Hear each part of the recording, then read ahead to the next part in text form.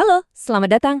Hari ini kita mau ngobrolin soal satu generasi yang kayaknya selalu jadi topik hangat, tapi mungkin kita belum benar-benar paham sepenuhnya.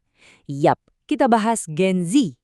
Mereka ini lahir dan besar di tengah pusaran perubahan yang gila-gilaan, dan sekarang mereka seolah berdiri di tepi jurang, menghadapi tantangan yang benar-benar baru. Nah, kutipan ini benar-benar pas banget. Ada perbedaan pengalaman yang dalam banget antara Gen Z sama generasi-generasi sebelum mereka. Ini bukan lagi sekedar soal gadget baru atau aplikasi baru, tapi soal cara mereka melihat, merasakan, dan berinteraksi dengan dunia. Beda banget. Inilah pertanyaan utamanya kan? Sebenarnya, realitas macam apa sih yang mereka hadapi sehari-hari? Tekanan-tekanan apa aja yang akhirnya membentuk cara mereka memandang hidup? Yuk kita coba kupas bareng-bareng. Oke, mari kita mulai perjalanan kita dengan melihat berbagai macam tekanan yang menghimpit mereka. Dari dunia digital yang nggak pernah tidur, sampai ke dunia nyata yang penuh tuntutan. Ini penting banget buat ngerti kondisi mereka sekarang. Oke, kita mulai dari yang paling kelihatan ya, dunia digital. Buat Gen Z, internet dan media sosial itu bukan lagi cuma alat. Itu udah jadi bagian dari diri mereka, bagian dari identitas mereka, dan bagian dari napas mereka sehari-hari. Coba deh, bayangin sejenak. Setiap kamu buka ponsel, kamu langsung dibombardir sama potongan-potongan kehidupan orang lain yang kelihatannya sempurna. Nah, Gen Z itu tumbuh besar di tengah budaya perbandingan yang non-stop kayak gini. Ada tekanan buat kelihatan keren, kelihatan sukses kayak para influencer, yang seringkali ya kita tahu itu nggak realistis. Pelan-pelan, ini bisa menggerus rasa percaya diri.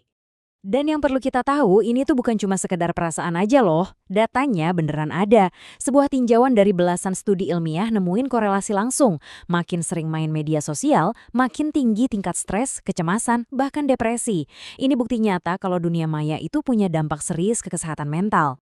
Masalahnya jadi makin rumit. Ponsel atau laptop itu kan sekarang buat semuanya. Buat kerja, buat belajar, buat main, buat ngobrol.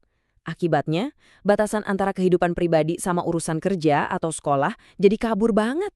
Hasilnya adalah kelelahan mental yang konstan. Dan yang ironis, di tengah dunia yang serba terhubung ini, mereka justru sering merasa makin terisolasi.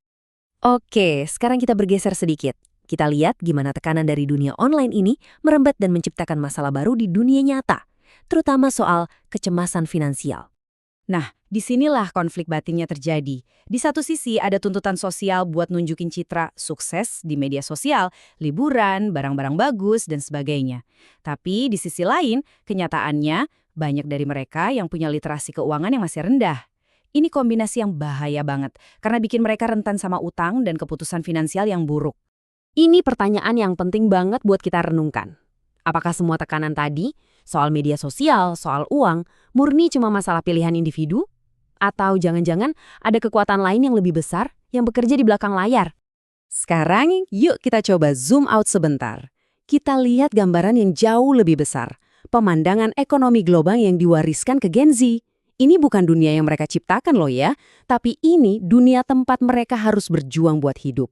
Laporan kesenjangan dunia ngasih kita satu angka yang jujur bikin kaget. 75%. Coba bayangin, 3/4 dari seluruh kekayaan di planet ini cuma dipegang sama 10% orang. Ini adalah realitas ekonomi yang ekstrim, dan di tengah kondisi inilah Gen Z mulai membangun hidup mereka. Kesenjangan kekayaan yang masif ini tentu aja punya efek domino, salah satunya ke kesenjangan kesempatan. Lihat aja data soal biaya pendidikan ini. Perbedaannya bisa lebih dari 40 kali lipat. Ini nunjukin kalau di mana kamu lahir, itu masih sangat menentukan nasib dan peluang hidupmu. Sebuah ketidakadilan yang sayangnya diwariskan dari generasi ke generasi. Kesenjangan ini juga punya dampak langsung ke planet kita. Laporan ini nunjukin koneksi yang jelas banget antara kekayaan dan krisis iklim. Kelompok 10% terkaya justru jadi penyumbang emisi terbesar. Sementara, 50% penduduk termiskin yang paling merasakan dampak perubahan iklim, kontribusinya hampir nggak ada. Ironis ya? Oke, jadi setelah kita melihat gambaran lengkapnya, dari tekanan personal sampai masalah kesenjangan sistemik yang diwariskan, terus gimana? Apa yang bisa kita lakukan? Untungnya, laporan ini nggak cuma ngasih masalah, tapi juga coba nawarin beberapa solusi. Ada beberapa usulan kebijakan yang cukup jelas di sini, mulai dari sistem pajak yang lebih adil buat kaum super kaya, yang hasilnya bisa dipakai untuk investasi besar-besaran di pendidikan dan kesehatan. Terus memperkuat jaring pengamanan sosial dan juga ngasih perlindungan yang lebih baik buat para pekerja. Dan mungkin ini adalah kesimpulan yang paling penting dan paling ngasih harapan dari laporan ini. Kesenjangan yang kita lihat sekarang itu bukan takdir. Bukan sesuatu yang ya udah emang begitu. Itu adalah hasil dari pilihan-pilihan kebijakan yang dibuat di masa lalu. Artinya apa? Artinya kita bisa membuat pilihan yang berbeda untuk masa depan. Jadi, kita tutup bahasan kali ini dengan pertanyaan reflektif ini. Kalau dunia yang kita tinggali ini adalah buah dari pilihan-pilihan di masa lalu, maka pilihan apa yang akan kita buat hari ini? Pilihan apa yang akan kita ambil bersama untuk mewariskan dunia yang lebih adil dan berkelanjutan untuk Gen Z dan generasi setelahnya? Terima kasih sudah menyimak.